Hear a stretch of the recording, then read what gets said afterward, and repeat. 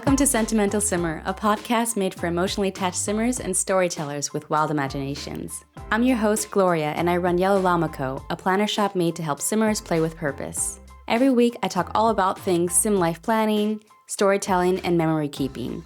I'll also brainstorm new ways to obsess over our pixel people, whether they be in The Sims or another life sim game. And now let's get into it.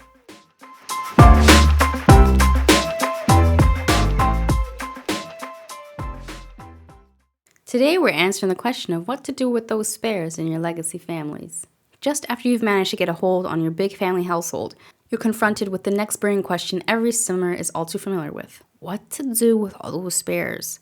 Depending on how big you let your family legacy grow, you might have up to 6 sim siblings to displace, and that's just if you're playing without mods or cheats and not counting any random offspring. The struggle is real. After one of my favorite family legacies from Appaloosa Plains moved on to Meadow Glen, a beautiful Sims 3 medium-sized custom world by My Sims Realty, it took them just one generation to nearly fill up the entire town. Mind you, the family did start off with about 5 kids. Each one of them settled down in town and had kids of their own as soon as they left the coop. I loved all of them and wanted to keep track of all of them as well and the new families. So it was pretty hard when I realized I couldn't keep up with it. It just became too overwhelming. So what can you do? Well, let's explore.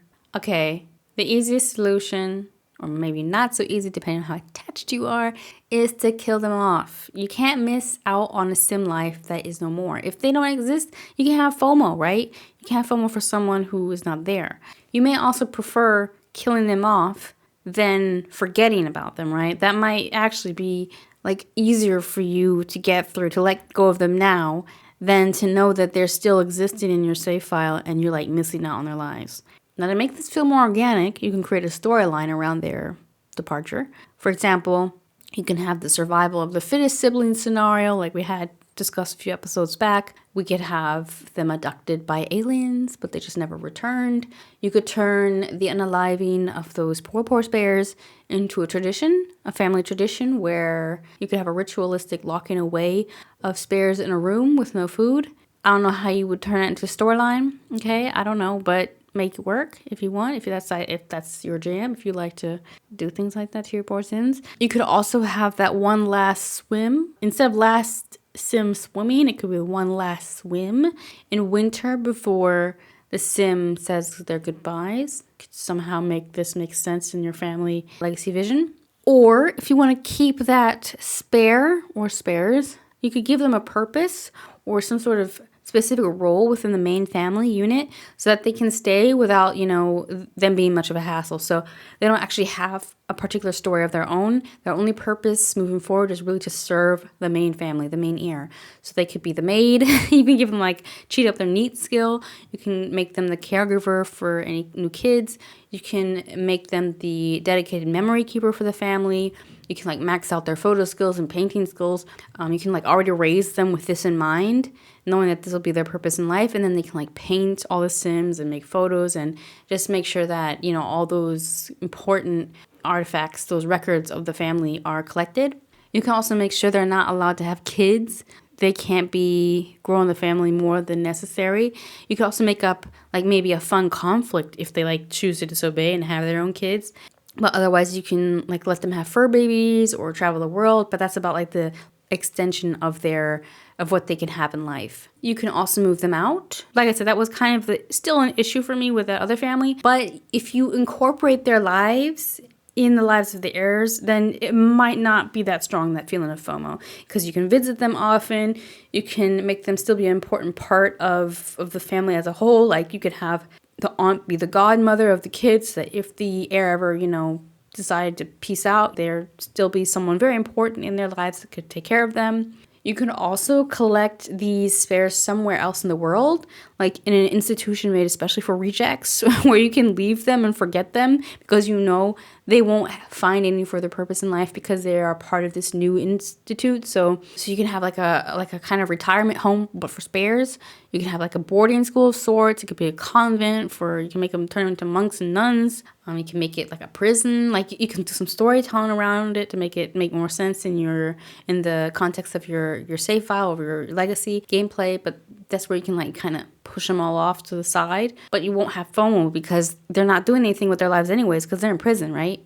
And like we discussed in last episode, if you want to move them out, but you want to keep from them being scattered and, it being too overwhelming to keep track of them, you could have the entire family and relatives live on the same lot, which is possible with the For Rent expansion pack and the residential rental lot. You could also just call it a day entirely and say, you know what, we're closing the Spares story now. This is where their story stops.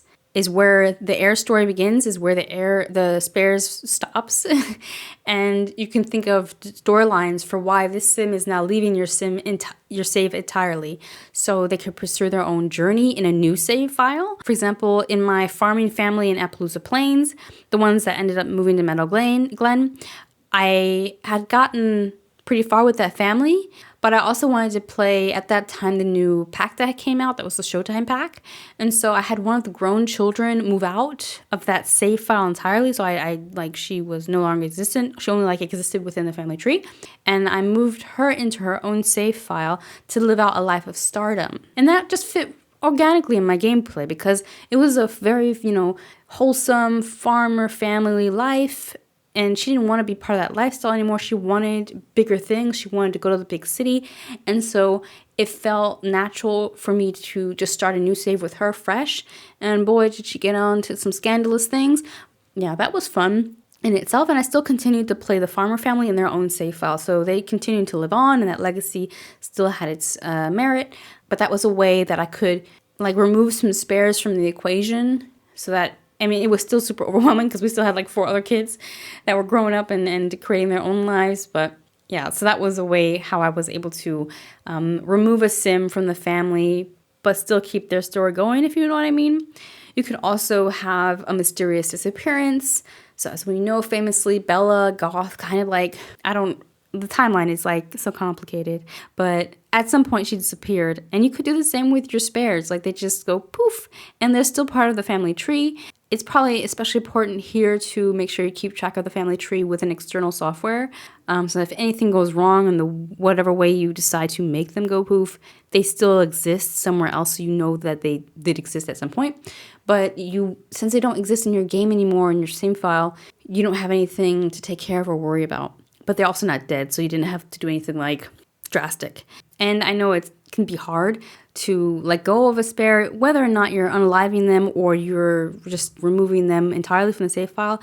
And I think to help with that whole feeling of letting go, especially if you got attached to them during childhood, it's just to make sure every step of the way you're always collecting their stories and their memories when you're playing them.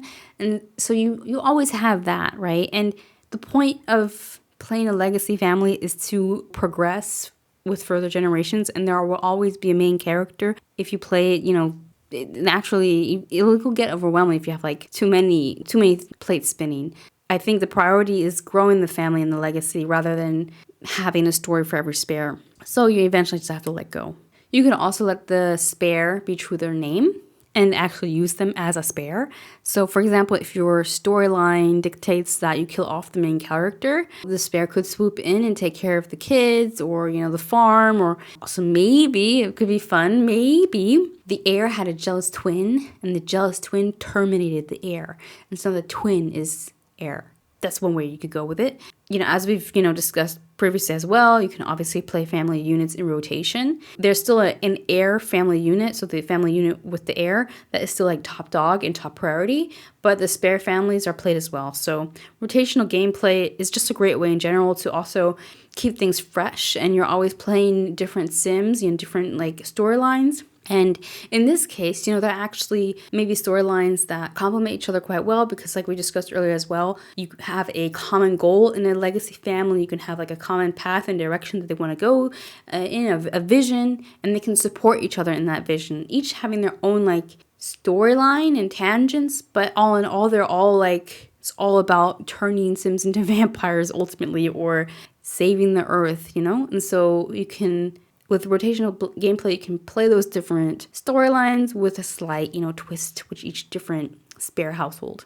And without wanting to make things too overwhelming, you could also decide on having just more than one heir. Who said that you had to play always with one heir? Sure, it feels like the logical decision. In every story, there's usually a main character, and in this legacy family story where there's a main character is the heir or the founder, but nobody's stopping you from playing with 2 or more heirs. Maybe to make it more manageable, you could have like an heir hierarchy where there's a class 1 heir, class 2 heir, or, top dog heir and second top dog heir or something like that, where they have different priorities over each other.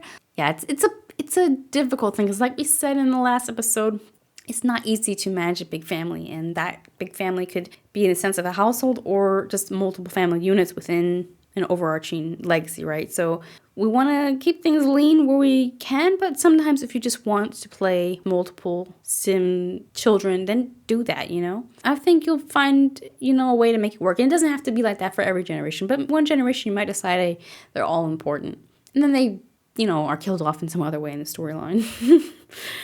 So I hope these ideas, these tips help it feel less overwhelming and help you maybe come to the decision on how to handle all those spares in your legacy family gameplay and so that you can, focus on growing that family rather than, oh no, what am I going to do with all these spares? You can already, like, from the get-go, maybe have some ideas and thoughts. And maybe it's also inspired some new ideas that you have. And please do share. Like, if you have any ideas, please, you're welcome to join the Yellow Llama Club on Heartbeat. I'd love to hear what you think, how you're playing your game, what you do with your spares, what have you done with them in the past, what are your plans for them in the future. I think there are so many more ways to explore this topic. So yeah, feel free to share in the community. You can join at yellowllamaco.com/community. In the next episode, we're going to be talking about how to actually reach more than one generation, how to really grow a strong and thriving long legacy. So stay tuned for that. Until then, happy simming.